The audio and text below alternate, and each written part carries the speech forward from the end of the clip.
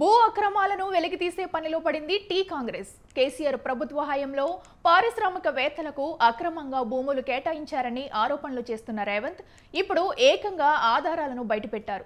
5,000 కోట్ల ప్రజాధనాన్ని TRS MP పారత్ సారథిరెడ్డికి దోచిపెట్టారని Revanth బయటపెట్టిన ఆధారాలు రాజకీయ దుమారం రేపుతున్నాయి.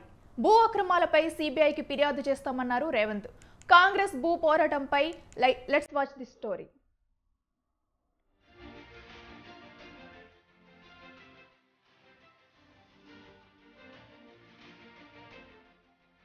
పేపర్ లీకేజీ లిక్కర్ కేసులో కేసీఆర్ సర్కార్ను టార్గెట్ చేసిన టీ కాంగ్రెస్ ఇప్పుడు మరో అంశాన్ని తెరమీదకు తెచ్చింది.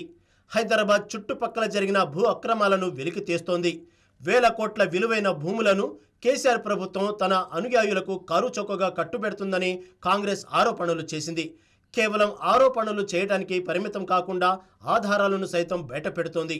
అందులో భాగంగా హెటిరో డ్రగ్స్ అధినేత టీఆర్ఎస్ రాజ్యసభ ఎంపీ పార్థసారథిరెడ్డికి ప్రభుత్వం కారు చౌకగా కేటాయించిన 15 ఎకరాల అంశాన్ని రేవంత్ లేవదీశారు.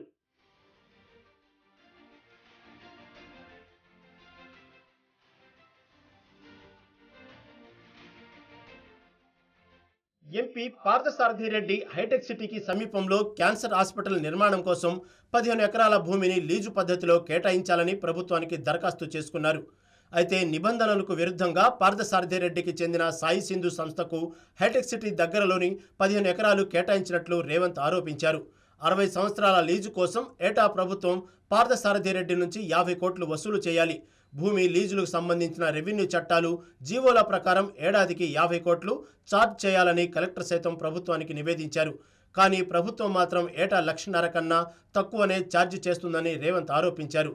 రెవెన్యూ అధికారులు, కలెక్టర్, ప్రభుత్వం మధ్య నడిచిన ఉత్తర్వు ప్రత్యుత్తరాలన్నింటినీ రేవంత్ ప్రజల ముందుంచారు. ప్రభుత్వానికి 60 ఏళ్లలో పార్థసారథి నుంచి 5,000 కోట్ల లీజ్ అమౌంట్ రావాల్సి ఉండగా ప్రభుత్వ చర్యల వల్ల 60 ఏళ్లలో కోటికి మించి రావడం లేదు.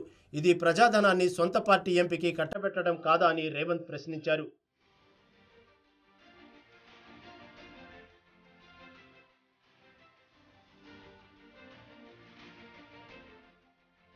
ఇలా భూ అక్రమాలు ఎంపీ పార్థసారథిరెడ్డికే పరిమితం కాలేదని, 1,000 ఎకరాలను కారు చౌకగా కేసీఆర్ కట్టబెట్టిన ఆధారాలు తన వద్ద ఉన్నాయని రేవంత్ ప్రకటించారు.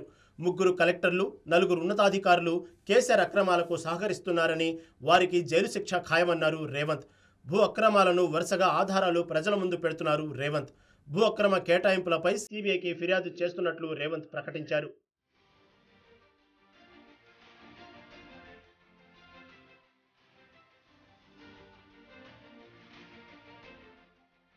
భూ అక్రమాలను వరుసగా బయటపెడతానన్న రేవంత్ వ్యాఖ్యలు హాట్ టాపిక్ గా మారాయి.